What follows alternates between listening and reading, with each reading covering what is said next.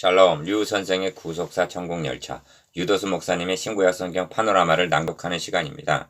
지금은 역대상 파노라마 17장 두 번째 시간입니다.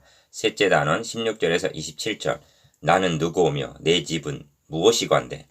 셋째 단원은 하나님께서 주권적으로 이루어 주시겠다는 언약의 말씀을 들은 다윗의 감사기도입니다. 다윗 왕이 여호와 앞에 들어가 앉아서 가로되 여호와 하나님이여 나는 누구오며 내 집은 무엇이건대 나로 위해 이르게 하셨나이까 합니다. 16절 기억. 이는 감사하고 감격해서 하는 말인데 나는 누구오며 내 집은 무엇이건대 한 것은 자신의 이전 처지를 말한 것이고 나로 이에 이르게 하셨나이까 하는 것은 변화된 지금의 신분과 지위를 가리키는 말입니다.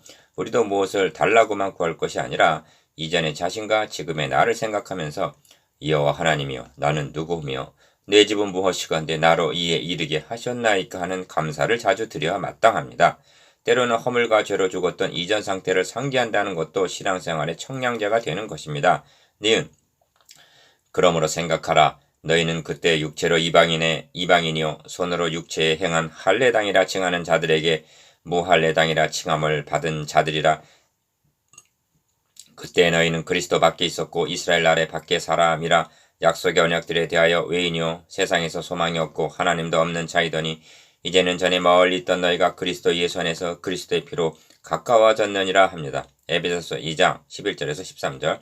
가까워진 것만이 아니라 그러므로 이제부터 너희가 외인도 아니요 손님도 아니요 오직 성도들과 동일한 시민이요 하나님의 권속이라 합니다.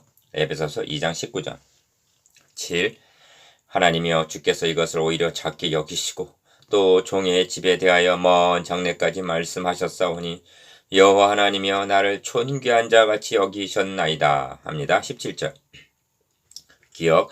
이는 두 마디로 되어 있습니다. 첫째는 오히려 이것을 작게 여기시고 한 말인데 이것이 무엇인가? 목동인 자신을 왕위에 오르게 하신 자신의 가문에 주신 축복입니다.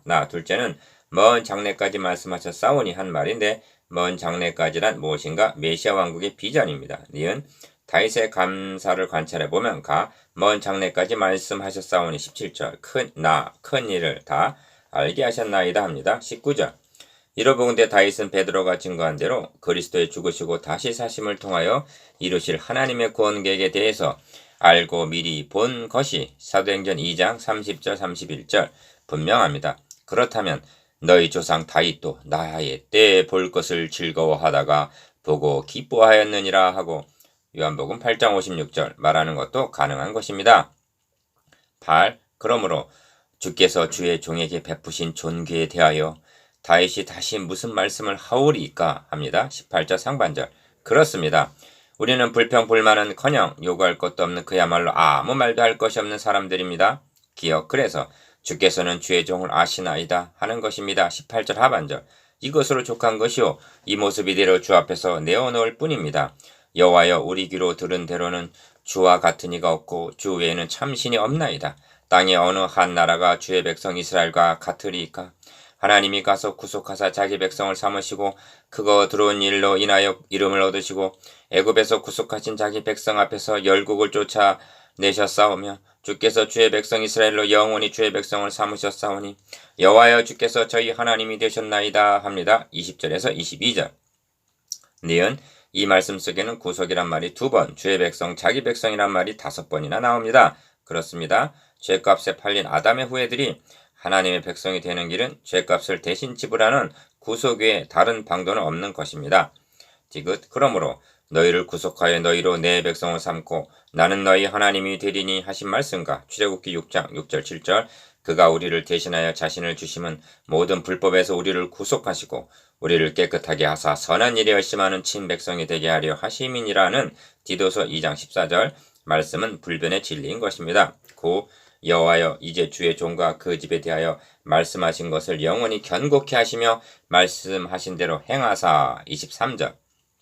기억 견고케 하시고 사람으로 영원히 주의 이름을 높여 이르기를 만군의 여호와는 이스라엘의 하나님 곧 이스라엘에게 하나님이시라 하게 하시며 주의 종 다윗의 집이 주 앞에서 견고히 서게 하옵소서 24절 합니다. 23절 24절 안에는 견고케라는 말이 3번이나 강조되어 있습니다. 우리는 뒤에 가서 다윗이 나라를 견고케 하기 위하여 얼마나 심혈을 기울이고 있는가를 보게 될 것입니다. 니은 그런데 명심해야 할 점은 이처럼 견고를 강조하고 있다는 것은 무너뜨리려는 세력이 있음을 전제한다는 점입니다. 그러므로 이 말은 이 반석 위에 내 교회를 세우리니 음부의 권세가 이기지 못하리라 하신 마태복음 16장 18절 주님의 말씀과 상응합니다.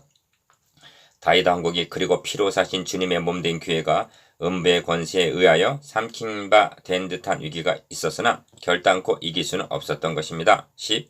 나의 하나님이여 주께서 종을 위하여 집을 세우실 것을 이미 듣게 하셨으므로 주의 종이 주 앞에서 이 기도로 구할 마음이 생겼나이다 합니다. 24절 25절 여기에는 기도의 중요한 요점이 나타납니다. 기억 첫째로 다윗은 자기 뜻대로 구하고 있는 것이 아니라 말씀하신 것을 말씀하신 대로 행하사 하고 23절 언약의 말씀을 붙잡고 이루어 주시기를 기도하고 있는 것입니다. 하나님은 말씀하십니다.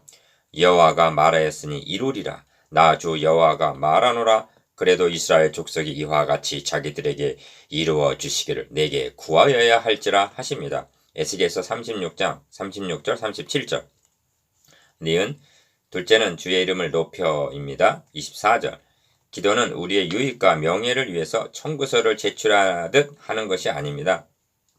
하늘에 계신 우리 아버지여 아버지의 이름이 거룩히 여김을 받으시오며 이것이 그의 나라와 그의 의를 위하여 구하는 기도입니다. 지금 아브라함과 다윗에게 언약하신 대로 하나님은 자기 아들을 보내주셨고 우리에게는 이 자는 내 피로 세우는 새 언약이니 하신 누가복음 22장 20절 새 언약과 가서 너희를 위하여 처소를 예비하면 내가 다시 와서 너희를 내게로 영접하여 나 있는 곳에 너희도 있게 하리라 하신 약속이 있습니다. 요한복음 14장 3절 이를 붙잡고 나라가 임하시오며 뜻이 하늘에서 이루어진 것 같이 땅에서도 이루어지이다 하고 구하지 않으시렵니까? 10일 묵상해 보겠습니다. 기어 나의 거할 집을 건축하지 말라 하신 첫째 이유에 대해서 니은 너희 아들 중 하나가 집을 세우리라 하신 의미에 대해서 지금 나는 누구오며 내 집은 무엇이건데 한 이전과 지금의 변화된 신분에 대해서 리을 말씀하신 대로 행하사 한 기도의 우선순위에 대해서